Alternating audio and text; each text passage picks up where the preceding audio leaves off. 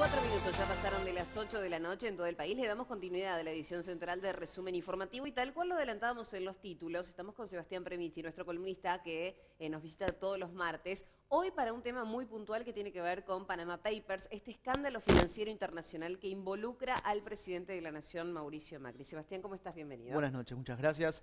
Así es, vamos a hablar del caso de los papeles de Panamá y esta investigación nos permite adentrarnos en lo que son las guaridas fiscales o los paraísos fiscales, en lo que es la planificación fiscal nociva.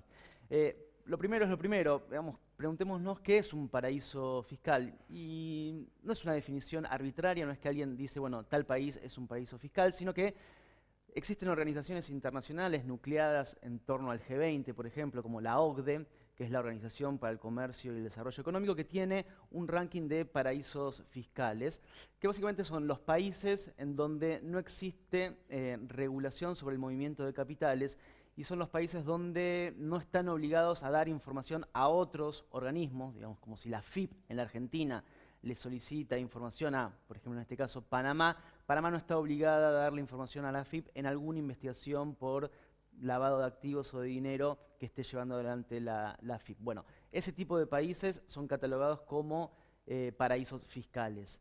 Otra organización que se llama la Red para la Justicia Fiscal catalogó a Bahamas, que es la empresa donde Mauricio Macri radicó una sociedad, en el puesto número 25 de paraísos fiscales. Y así nos metemos de lleno en el tema que nos compete, que es, bueno, ¿por qué una persona física, una sociedad anónima u una organización, en este caso el presidente de la Nación, abre una empresa en una guarida fiscal? Y lo principal que nos debemos preguntar es por qué, si, como dijo Mauricio Macri, la abrió para realizar negocios en Brasil en el año 1998 y no se concretó nunca ese negocio, la mantuvo abierta por 10 años. La cerró en el año 11 años, en el año 2009. Bueno, son preguntas que uno debe hacerse para entender bueno, si efectivamente puede haber o no delito. Nosotros no lo estamos afirmando porque esto esperemos que sea materia judiciable.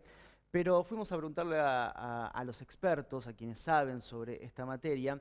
Uno es Ricardo Onissen. Ricardo Onissen fue el titular de la Inspección General de Justicia en la Argentina.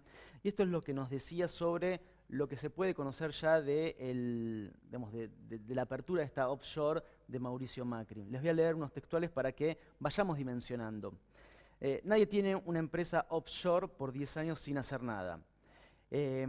Hay mecanismos indispensables para darnos cuenta si una empresa offshore actúa para evadir o para realizar negocios lícitos, y esto tiene que ver con rastrear quiénes son sus directores y sus administradores.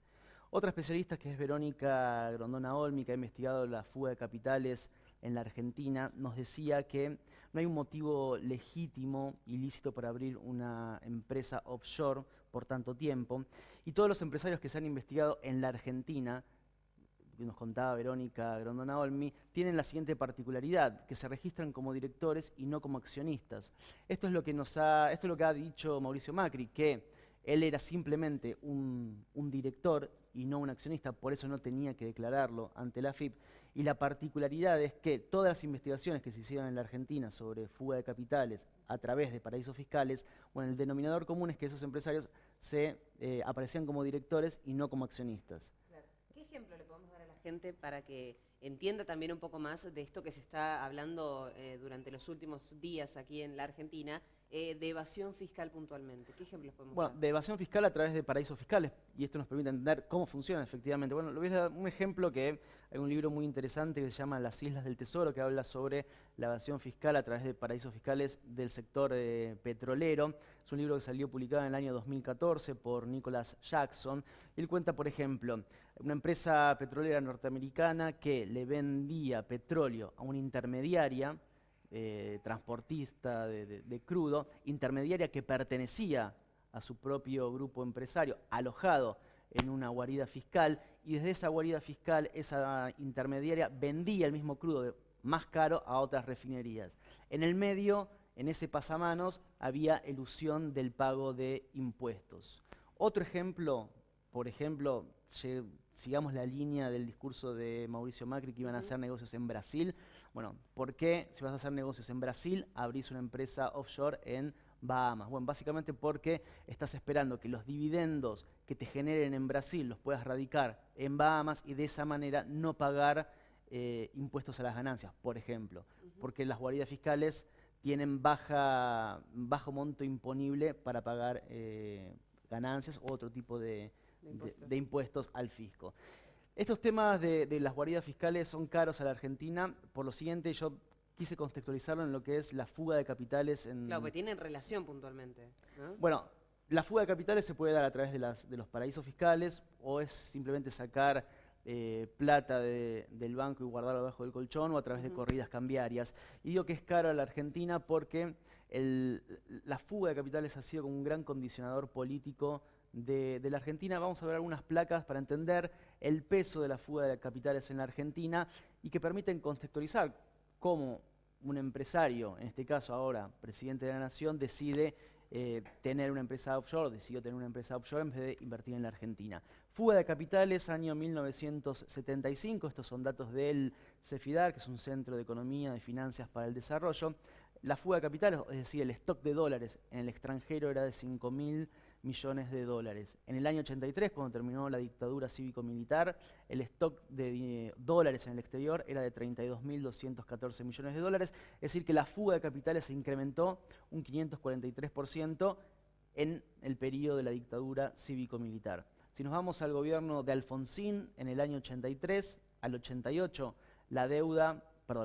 el stock de dólares en el exterior, es decir, la fuga, seguía siendo de 35.597 millones de dólares, pero en el año 89, y ese es un dato interesante, saltó a 43.000 millones de dólares. El golpe de mercado que sufrió Alfonsín en el 89 no solamente fue hiperinflacionario, sino que también hubo un componente de desestabilización a partir de la moneda, el dólar.